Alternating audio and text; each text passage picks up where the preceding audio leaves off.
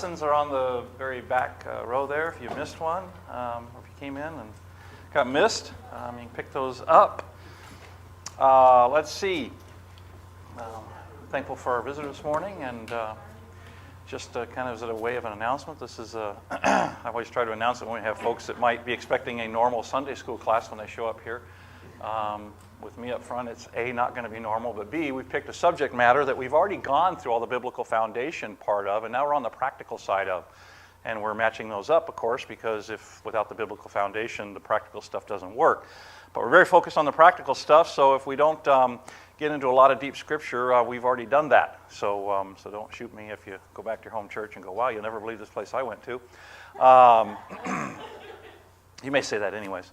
Because we are kind of different all the way around. So we're just thankful that it's the first day of spring, evidently. Finally.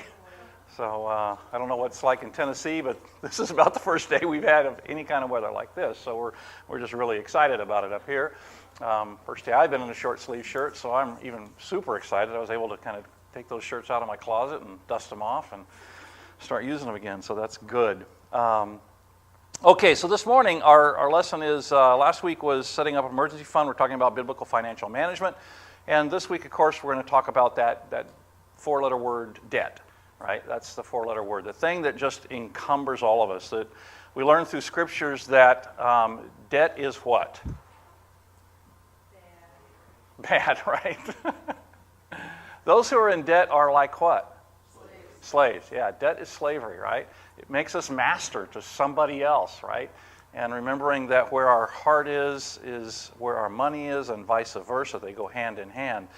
And anytime we put debt into our lives, then it affects our heart. It affects our relationship with God, because I can't always be as available, as accessible, have all of His monies that He places in my control available to use as He wants me to use them, when He wants me to use them, how He wants me to use them. Instead, I've given that over to somebody else.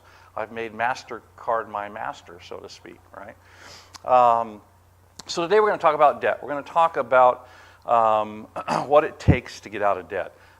And this is our key concept. You need gazelle-like intensities to succeed. Now, that'll make a little more sense as we get to the lesson a little bit further, all right? So just think about that. You need gazelle-like intensity to succeed. So remember some of our intensity images that we've used over the last couple of weeks. A gazelle was not one of them, right? Well, now we're going to use a gazelle as our image when we think about intensity. And we'll help you understand a little bit more once we get there as to what that means. So now, when we reach this point, you will have stopped creating more debt, right? That's kind of the secret to getting out of debt. Step one, don't create any more. Stop. Stop doing what you're doing. It's one of those scenarios where if you're doing something wrong and you recognize you're doing something wrong, or it has the wrong outcome that you're looking for, it's kind of hard to fix that unless you quit doing the thing that got you into that result.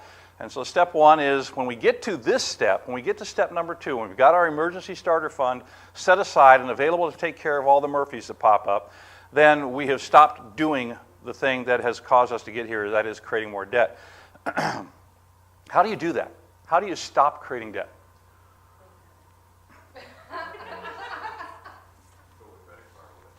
Throw the credit card away. That's a horrible, difficult thing for us Americans to do, isn't it?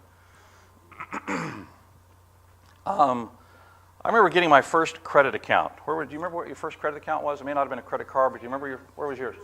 Sears. Sears was the number one company, I guess, that where most young people got their first credit card account. Mine wasn't. Mine was Firestone tires, okay? Because I had this truck, and it just didn't look very good with just regular tires on it, right? It had to have just these really cool, big, wide, fat tires on the back of it. And so for some reason, they thought I could pay these tires off. And so they gave me a credit account. And it's still on my credit record. It's the very first one that was there. So by the way, that stuff never leaves your credit record, right? Never. By the way, I did pay them off, because that was before I was married, and I actually had money, so I could do that kind of stuff. We did. We were the most well off the day before we got married. But ever since that day, these things have come in the mail. Do they come to your house? This is just the last few weeks at my house. Okay, American Express, Bank of America, Bank of America, Bank of America, Bank of America. Who's this?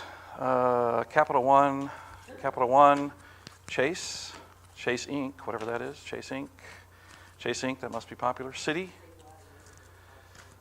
Pre, Citi Platinum, Citi Travel, Citi Premium, Citi Discover, U.S. Bank. All people over the last 6 or so weeks wanting me to sign up for their credit card. How big a business is that? It's huge. Think of the product that these people sell. Okay, Clark and I are in one business. We share a business, have shared this business for a very long time. We sell a product. When you give our company money, we give you back a product, something to use, kind of a fair trade, right? What do these companies sell? Debt. They sell debt. Okay? They sell you debt at the rate of somewhere between 9 and 30% interest rate, APR. Okay? What a great business to be in. They don't have to make anything. They know you're going to go out and buy stuff you don't need. Huh? Yeah, I think I read somewhere it's like 37 cents. Okay? Not including postage, so okay, give them $1. Give them $1 for the credit card, right? Do they have expenses? Sure they do, of course, yeah. They're a business, et cetera, yada, yada, yada. Well, we talked about, James C. Penney, right? You know what James C. Penney's middle name was?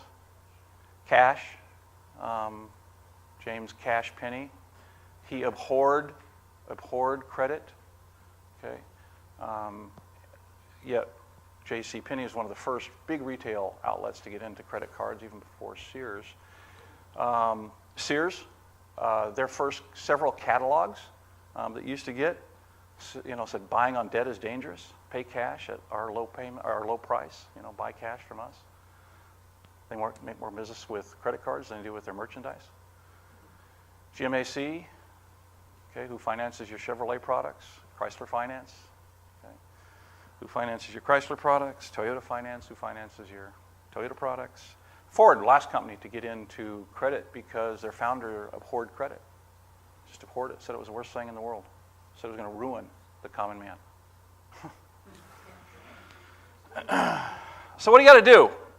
Well, you actually have to do this.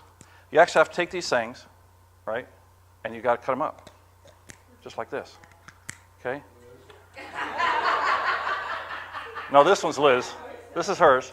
You just got to take them and cut them up. Right? Are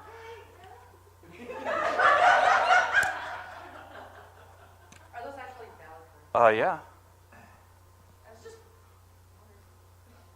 I've been keeping them here for this lesson. And you just got to do this. And then you realize, I don't owe those people any more money, and as long as I have that attitude, those people will never get into my bank account again. But that's what it takes. You got to stop what we were doing, right? We got to pull those things out of our wallet, and we got to cancel them. Now, a couple of those, in fairness, I had already canceled, okay, several months ago, but kept the cards because I wanted them for this lesson. But nonetheless, they're gone. They're done. They're not going to get my money anymore, our money anymore. So you got to stop creating more debt. Hopefully by now you've given more towards God's kingdom. Okay, how much more? That's between you and Him, all right? But you're giving more. You're giving at some point, if you're not, by the way, just as a heads up down the road, somewhere you need to be thinking in your mind, if you're not sacrificially giving to God, it's not really the giving He's trying to get you to see. Okay, that's where He wants you. Doesn't mean you got to be there today, but that's where He's trying to take you. Because remember, we're here to emulate His Son, and His Son did everything sacrificially. You're using a monthly cash flow plan, that other bad word, budget, right? You're using that. When we get to this point, you've funded your starter emergency fund. Okay. So now, let's remember this one more time. We're down in the middle of the page now. Don't dilute your effectiveness, right? Don't dilute your efforts. Perform only one step at a time of this. Establishing a blank fund is the most blank step, right? Yeah. That's right. Establishing an emergency fund is the most important step. Dumping debt is what? Let's see. So which of these steps did we just say is most important? Okay, why is the emergency fund the most important? There you go. Because what? Emergencies happen.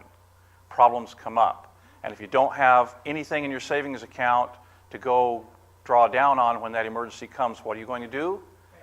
You're going to pick up one of these that you just weren't quite ready to cut up, and you're going to take it back, and you're going to go, I need a new wheel. I need a new alternator. I need a new whatever. Okay? So the reason that starting an emergency fund, having some savings, is the most important thing you can do is to stop the debt cycle, right?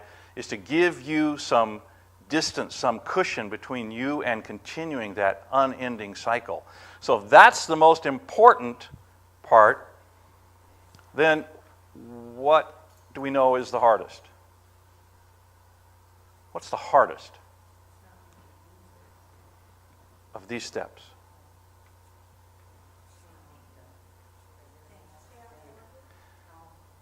Yeah, paying off your mortgage. Paying off your non-mortgage debt. Paying off your non-mortgage debt. This is the hardest. This is the step that most people, frankly, give up on because they go about it wrong, or they have the wrong approach. They use math over behavior.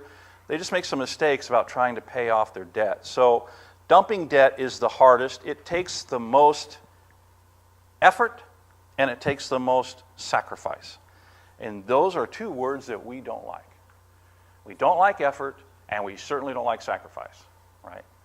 Because, see, we've been brought up in an era where things are kind of just given to us, okay? You may not think that, but live 50 years ago, and then fast forward, you would think that. We don't have to work very hard, honestly, to get what we need, comparatively speaking. Doesn't mean we don't work hard, doesn't mean that we don't bring hardness upon ourselves, relative stress and other things that we do, but relatively speaking, we're a pretty affluent nation. Even our poor people are pretty affluent compared to the world's poor, right? We've talked about that. Brother Sonny has helped us understand that. So, if this is the hardest thing we have to do, is paying off debt, let me give you some light at the end of the tunnel. So, let's talk about how hard this is, about how much effort it will take, about how much sacrifice it's going to be. And I want to share with you a couple things. As you know, we're pulling a lot of Dave Ramsey's material, and this lesson in particular, he was just right on in my estimation relative to his delivery. So rather than me try to deliver a message that I just happen to agree in this area in particular 100% with him, I'm going to let him do it. And I didn't even check sound. I'm assuming I'm going to get sound, Greg? Yes? Let's find out, I guess. Let's see if this works. Proverbs, if you read one a day, you get your little spiritual vitamin, right? And if you read Proverbs over and over again and understand it, you'll have a master's degree in finance. It's in there. It's unbelievable. It's the book of wisdom, right? And so I'm reading through Proverbs, and I have Proverbs 6, 1 through 7. And it says, if you've signed surety, my son, do this. Now that's Old English Bible talk for, if you've gotten into debt, here's the plan. Now, I had a spiritual experience with God a few years ago. I discovered God is smarter than me. And so when I see a formula like that pop up in front of me, my ears perk up. If you've gotten into debt, do this. And I'm like, oh, here it is. Here's the biblical answer for how to get out of debt. Wow, I'm ready. It says, give no sleep to your eyes, no slumber to your eyelids, and deliver yourself like a gazelle from the hand of the hunter, a bird from the hand of the fowler. Now, some of you are very reverent in your interaction with God, and He tolerates me. It's called grace. And so I'm sitting there reading this, and I'm like, you were going to tell me like how to get out of debt and how to get people out of debt, and you give me animal metaphors. What am I supposed to do with gazelles and birds? Really, come on. Nothing. Crickets. Can't hear a thing, right? So that night he answered my prayer. I was scanning the channels, and I hit the Discovery Channel, and there were the gazelles. They were out there gazelling around. And I'm like, hey, I was just reading about you guys. Deliver yourself like a gazelle from the hand of the hunter, a bird from the hand of the fowler. This is how you get out of debt. I thought that's pretty cool. And you know the Discovery Channel was not there if the gazelles were there by themselves, don't you? You know someone else was there looking for lunch in all the right places, don't you? You know, and the gazelles, I don't know if you know this, they have a cheetah detector behind their ear and they go, cheetah! Run! Because the gazelles know that they cannot outrun the cheetah. The cheetah is the fastest mammal on dry land. He can go from 0 to 47 miles an hour in 4 leaps. The gazelle cannot outrun the cheetah. And we had to slow this down so I'd have time to talk. This bad cat is seriously fast. And these gazelles, man, they are running for their lives. That's what they're doing. Look, he picked out a college student. Hey, kid, come here. Hey, kid, you need to build up your FICO score. Hey, kid, you'll never get a cell phone if you don't have a credit score. Come here, kid. Come here, kid. I got a free t-shirt for you, kid. Come here. Let me tell you, God says this is how you get out of debt. You got to run for your life. You got to put it in gear. You got to run. You got to bust it. You got to bust it. You got to go like your life depends on it.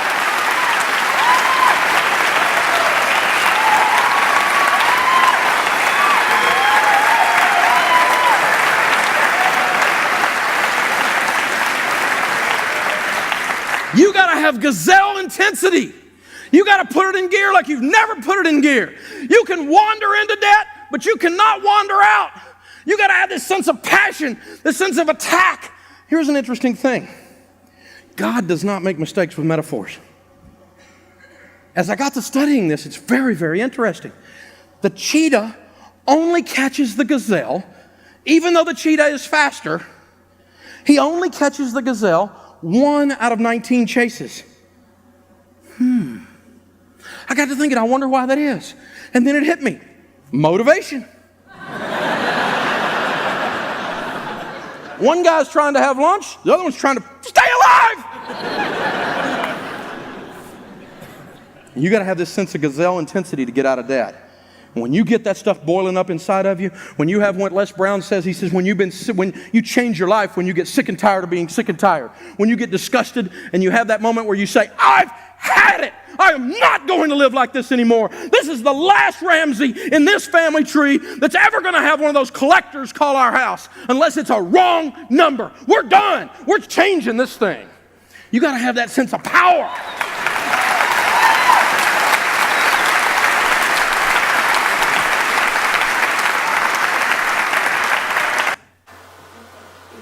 So Dave's pretty intense about this message there. He's passionate about it. So the question is, how hard? How much effort is it going to take? How much sacrifice do we need to do? Let me kind of say this. It's hard. It's not easy. It's going to take a lot of effort, and it's going to take more sacrifice, honestly, more people are willing to give. Just look at how many people around are willing to say, you know what, I really want that. Remember what we said that was? Yeah, it's obtaining the I want it's before the I can afford it. Okay, that's debt. That's when we get into debt. Obtaining the I want it's. And we know biblically, every time we get into trouble, what word is in the sentence? I. Biblically, when we get in trouble, it's always about me. I want it. Okay. And what we learned last week to help our children understand this concept? God said no. No, right? Right? Sometimes we have to tell ourselves no. Telling ourselves no is even more difficult sometimes than telling our kids no. Okay? Because we can rationalize all sorts of things. Right? And guess what our kids do? They watch us rationalize all sorts of things. And they get pretty good at rationalizing things. And all of a sudden you realize, if I'm saying no to him or her, maybe I got to start saying no to me. So, okay, John, here you go. Because Johnny's just figured out my number. It's hard. It's difficult. This is not an easy thing. I like one of the comments that Dave made in his presentation. He says, you can wander into debt, but you ain't going to wander out. You can get there by kind of being stupid, right? We all did some stupid stuff. We're all kind of ignorant. And we kind of got sometimes into places without thinking. But you aren't going to get out of debt without thinking. You aren't going to get out of debt without effort. You're not going to get out of debt without sacrifice. Let's talk about this. Remember, the most powerful tool is the subject we're on. Debt is what? Not a tool that leads to prosperity, right? Not a tool that leads to prosperity. So the most blank wealth-building financial peace-attaining tool in your personal arsenal is your blank.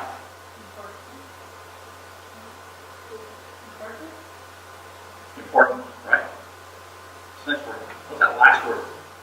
What's your most important wealth-building tool? It's your income. It's cash. It's your income. As my dad used to say, and you probably heard this too, you kind of grow up, I like a good job, I like to make a lot of money, I like to do this. He says, God, it's not about what you make. That's what you keep. That's what you keep. And as we know from a biblical perspective, it's not about what we keep for ourselves, it's what we keep under our stewardship control, right? It's what we keep control over on behalf of God. Remember, it all comes from Him. He controls it all. He provides everything we need to do what He would have us to do in our ministry in this life. So when we say under control, we don't mean so I get to decide on my own, but I decide within the parameters of what would God do with His money if He were me. What does He want me to do with the things He's put under my control? So, debt is not a tool that leads to prosperity. The most important wealth-building, financial peace-attaining tool in your arsenal is your income, when it is under your control. Okay? When it is under your control. This next statement, I hope you grasp. It is blank to become blank when you have no blank.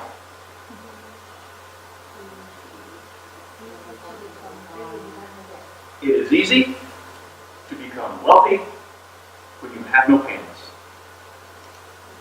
It is easy to become wealthy when you have no payments. Just think about your monthly budget. What are your payments that go with debt?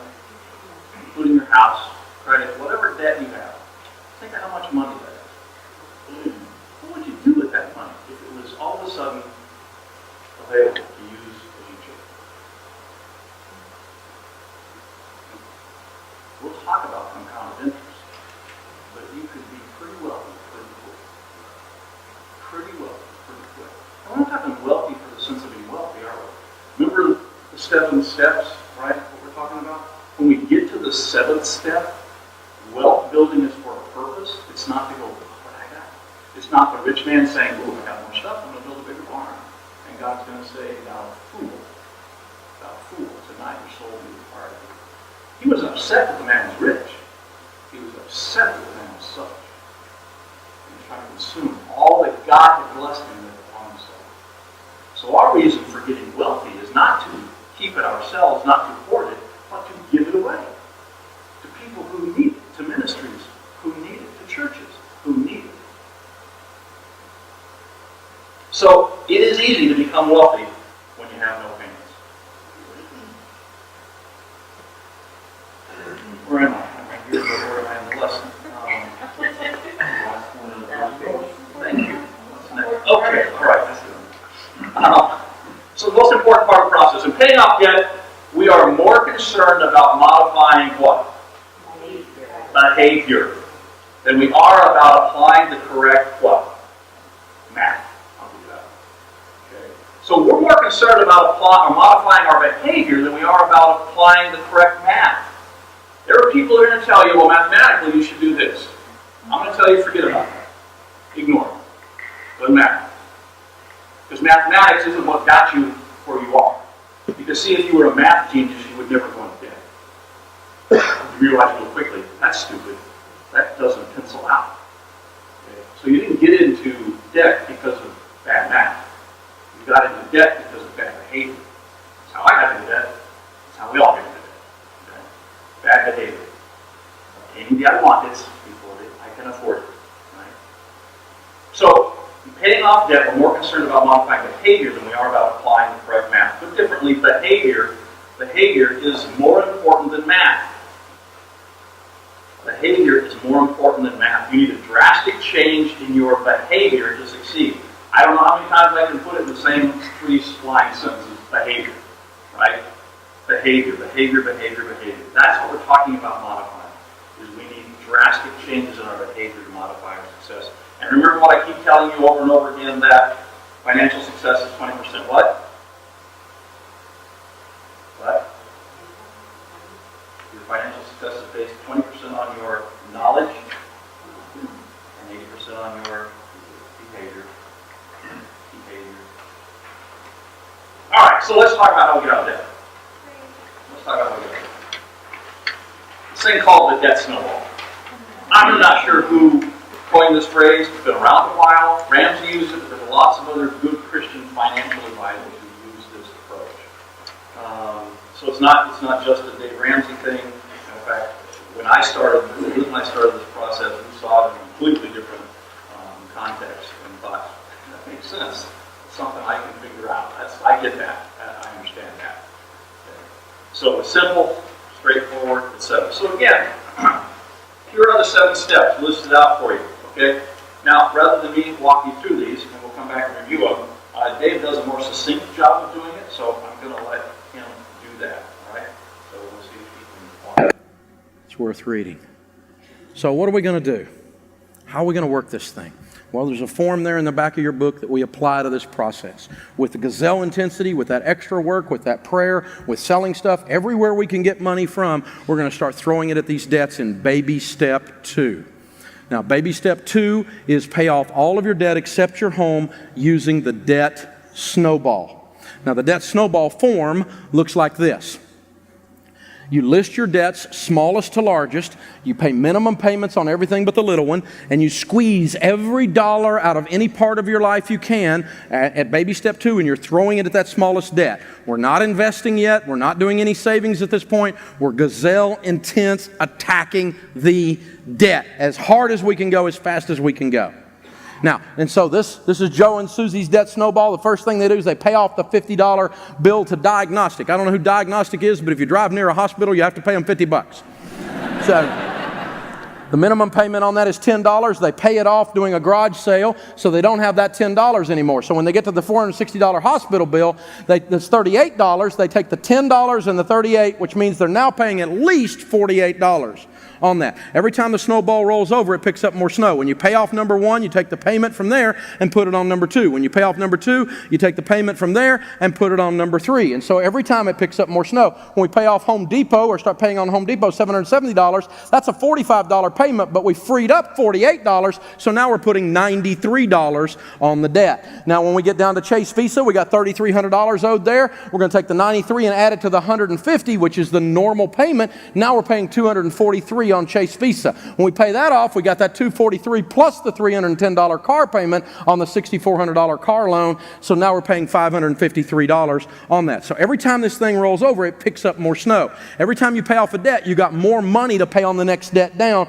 Plus, we're squeezing every dollar out of work. We're squeezing extra work. We're squeezing every dollar out of selling stuff, and we're throwing all of it at the debt snowball. Here's what happens. Again, this is behavior-based.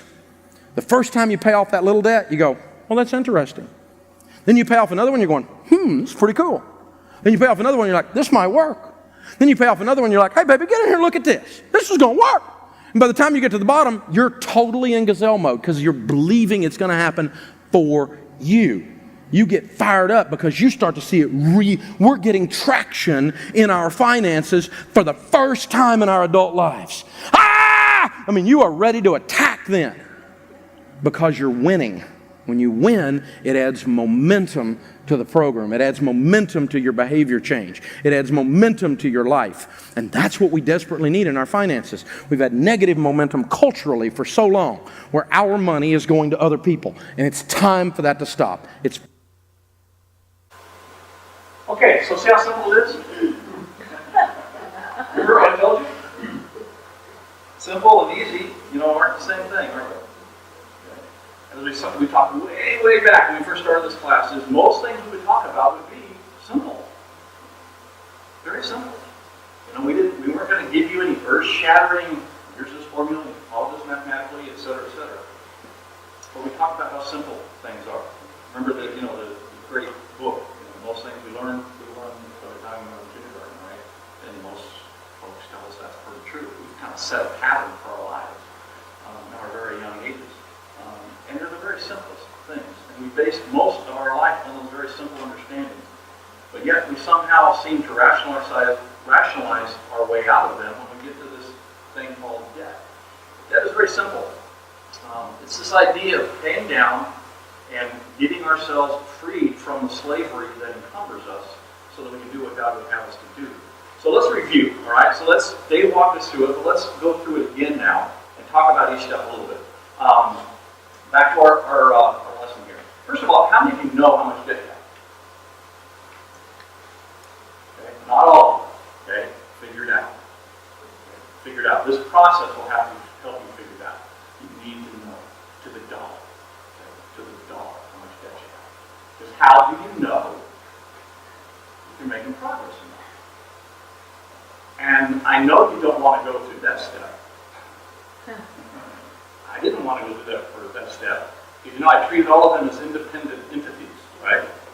It's like, okay, well, there's the MasterCard over there, and there's the Visa over there, and there's the Harley account over there payment, and there's the RV payment over there, and way back over there is the house payment, and back over here is the Kohl's charge, and down there is the Menards card, and up there is the Discover card, and I can go on, by the way, because those are all debts that we've had at one time. Not bragging. Not shameful, actually. That ain't that way. And I didn't want to list it.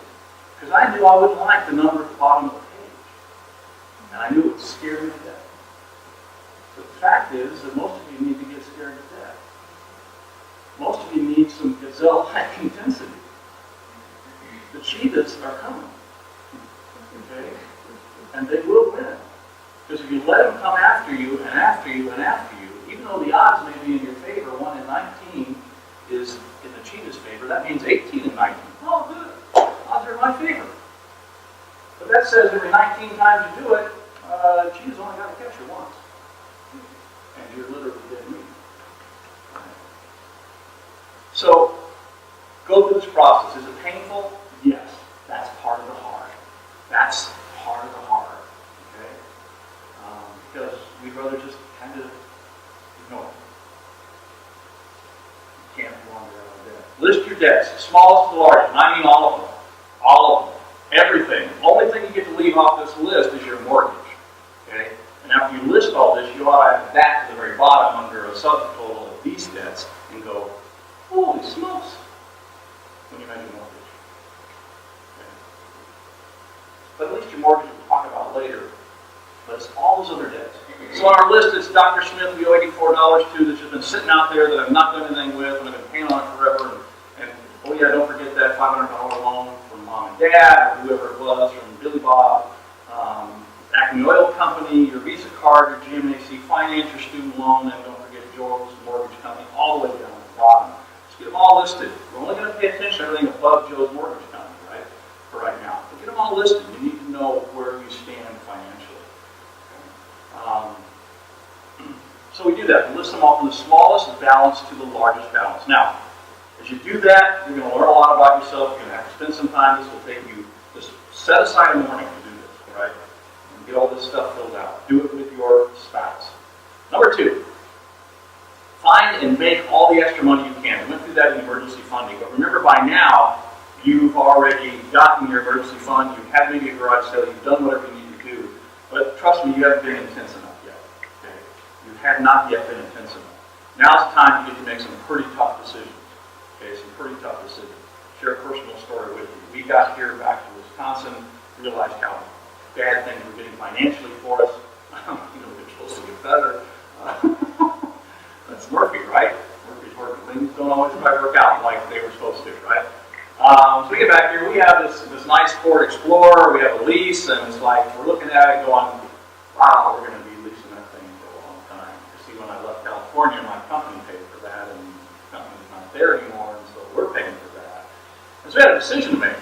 Okay, we just keep leasing it, or we turn it back in. But if we turned it back in, one of two things. We either had a negative credit report, okay, which we didn't want, so weren't smart enough to know we didn't need to care about that, man. But we cared. So we made a decision, a financial decision. We either keep paying and wind up paying about $14,000 in these payments to get the lease done and then turn the car back on in, and then have whatever, extra payments we would need for over mileage, etc. Okay? Or we could give them a car and $5,000. We chose the car and $5,000. Okay? That was kind of the beginning for us. That was the step we looked at and said, hey, this is a kind of sacrifice it's going to take to get us out of the mess that we're now in. And so those are the kind of things you think about now at this point. You say, do I really need that car? Maybe. I don't need that car. I just need a car. Right? We've had that discussion before. The purpose of the car is to get from point A to point B. Okay. The girls came out that worked for us. Scott, come see my new car. It's like, what do I say? You're stupid. It's really tough. Now I don't want anybody showing me the car. Just don't show me. Get a new one, just keep yourself. Okay, so make all the extra money you can, right? Whatever that top bill is, in our case, Dr. Smith, is $15 a month, we add that. And if we've made a couple, if we made enough money, as we saw in Dave's example, pay it off, you pay it off. As he said, you kind of go, no, one less down, okay? One less to go. We're good. We're good to go. So we add that to the minimum payment of the first debt, and by the way, and then you only pay minimums everywhere else. Okay, counterintuitive, I know, but remember, we're not going to dilute our efforts. Do not dilute your efforts. Don't think about all these other things. Make the payment on time and make the minimum payment and only the minimum payment. Okay, if you're like me and I budget for X dollars and my payment goes down a month, $1 or $2, I was just paying whatever I budgeted. Don't. If it goes down $1 or $2, take $1 or $2 off of that one and put it on the minimum payment. Okay, put it on the minimum payment. Then you'll pay off your smallest debt. It'll be gone. Okay, you're on your way. Now you take all your available money, as Dave showed you the example, and add it to the next payment. So in our case, we take that $15 and we add it to the $25 we're paying to mom and dad, and now I'm paying them $40 a month. And if I found some extra money, maybe it's now $45, maybe it's $50. So in 10 months, that's going to be gone.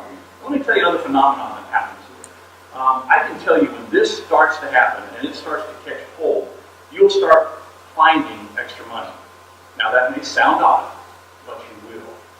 Because you're applying a certain kind of intensity here, it flows over in everything else you're doing.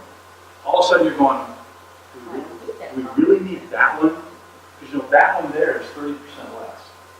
And yes, it doesn't have quite all the same features, but I think it'll help us get by. Okay? You'll start making different decisions about stuff.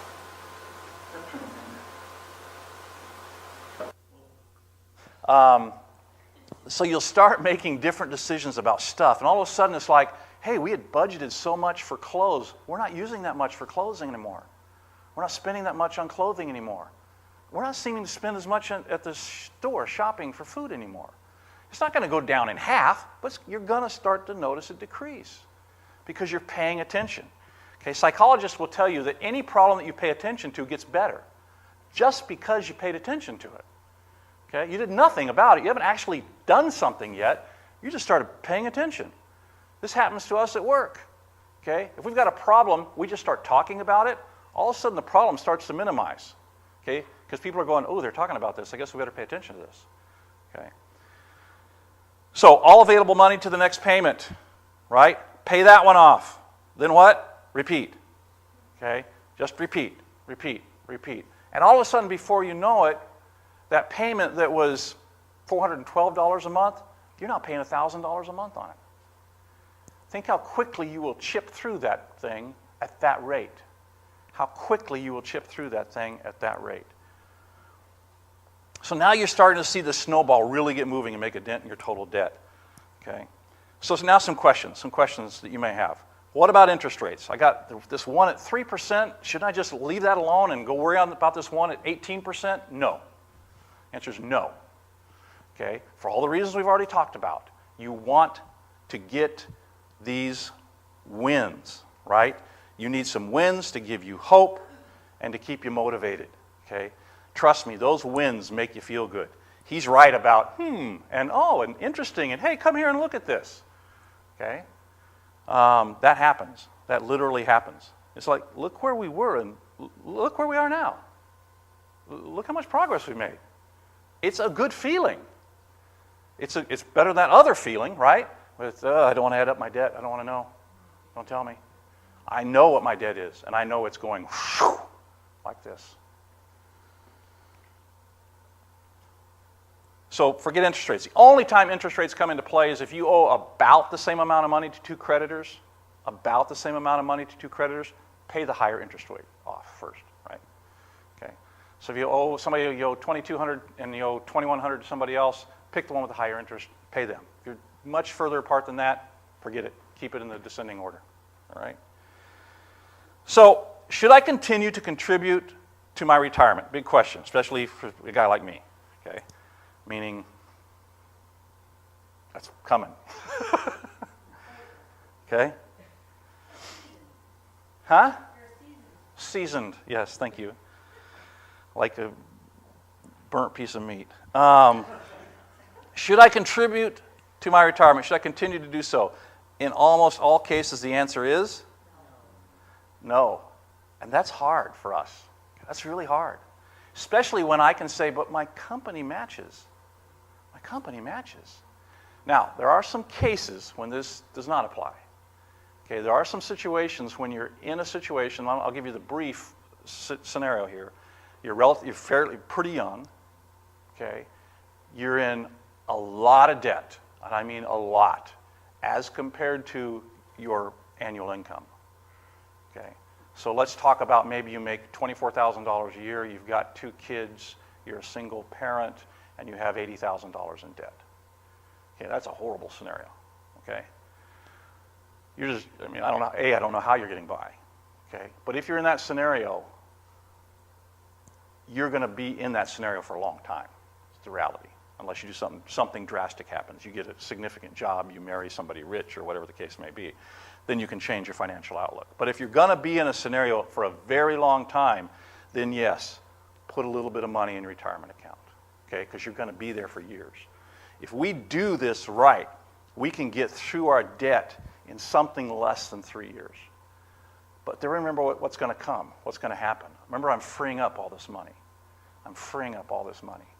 Then I'm going to go at my retirement like nobody's business, okay? You're not going to just be thinking about, well, should I put 2.5% or 3% in? You're going to be putting 15% of your income in, okay? That's huge. It's huge. But if you don't go through these steps, you will not get there.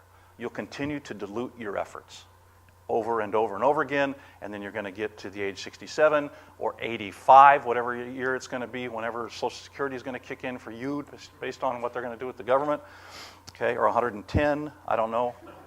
And you're going to go, hey, we can't live on $500 a month. By the way, Social Security isn't there to help you live. It's a supplement. So it used to be called a supplement. Somehow that word has dropped out of our vernacular. It was a supplement. It was intended to just supplement what you had already done, not to be in place of what you do. So no, the only time to keep contributing is when we determine it will take a very, very long time for the debt snowball to bring you debt freedom. What if I have a real emergency and have to dip into my emergency fund? Okay, put the debt plan on temporary hold, okay? Because remember, that emergency fund is what keeps me from going back into debt. If I let it deplete back down to zero, what's going to happen when I have my next emergency? I'm going to go back into debt again, okay? So if you have your $1,000 or your $500 and you have to use $150 of it, next month, don't pay that extra money towards your debt snowball. Get that fund refunded. Get that starter fund back up quick. Because again, you want the buffer between you and the Murphys. You want it between you and the Murphys. Again, do it with gazelle-like intensity, right? So, what if? And then at the bottom here I said, and I started to write another what if, and I said, that's it, no more what ifs. Okay? No more what ifs. Get on this plan now. Now. Do not wait. Trust me, you will thank God you had done so in as little as 8 or 9 months. You'll start to see a difference. Now, I know that sounds like a long time, okay, but we're just so short-sighted it's not funny. That's not a long time, okay? That's not a long time. In 3 years, you will have made such a significant dent, if not have paid it off if you get really intense. I read some of the stories of people that do this, and Ramsey keeps track now. He says the people that get really intense, he says literally pay off their debt somewhere between 22 and 29 months.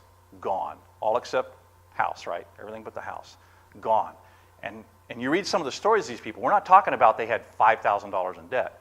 We're talking about they had $50, $60, $80, $120,000 in debt. Okay?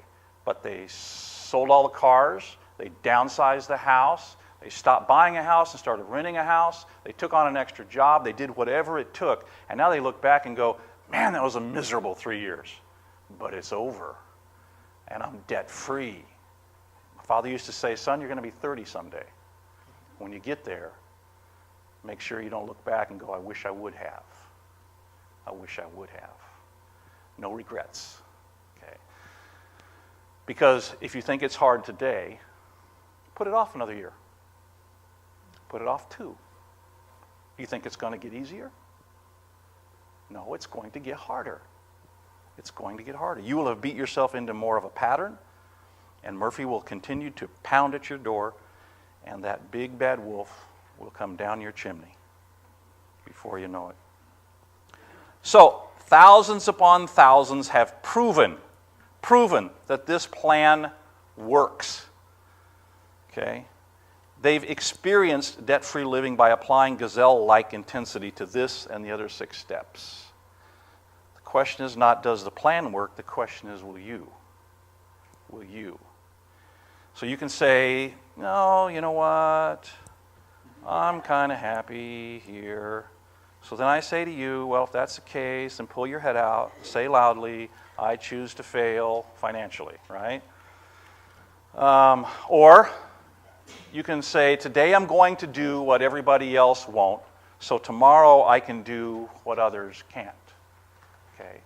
I want to have my family in a position where my family can do everything God wants them to do, go where God asks me to go, help when God asks me to help, give how God asks me to give. I want to be able to do all those things. And I know you all want to do all those things, right? But how hard, how much effort, how much sacrifice? So next week we're going to talk about finishing our emergency fund, but I wanted you to recognize that not everybody who's a Christian toots the same horn.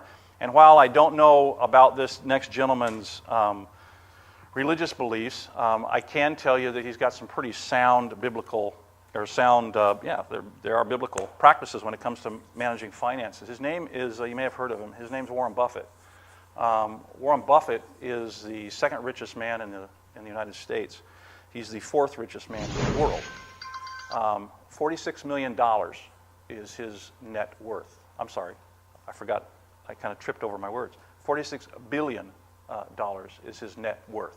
This means if he cashed it all out, put it all in one bank account, his bank account balance would say $46 billion, and he'd owe no one nothing.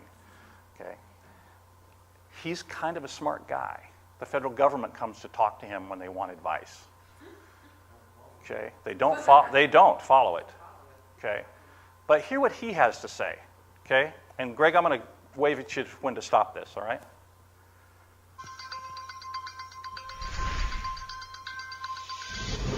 One of the things that happened in the aftermath of the financial crisis was that many individuals looked at their own financial houses and wanted to get them put in order.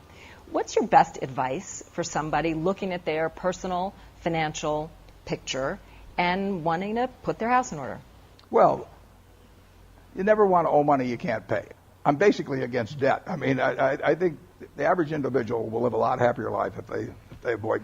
They surely ought to avoid credit card debt. I mean, there's no reason in the world to pay 18% for money. I can't make money paying 18% for money. So why should people up and down the street, do that? So avoid debt. If you have savings, and it's a good idea.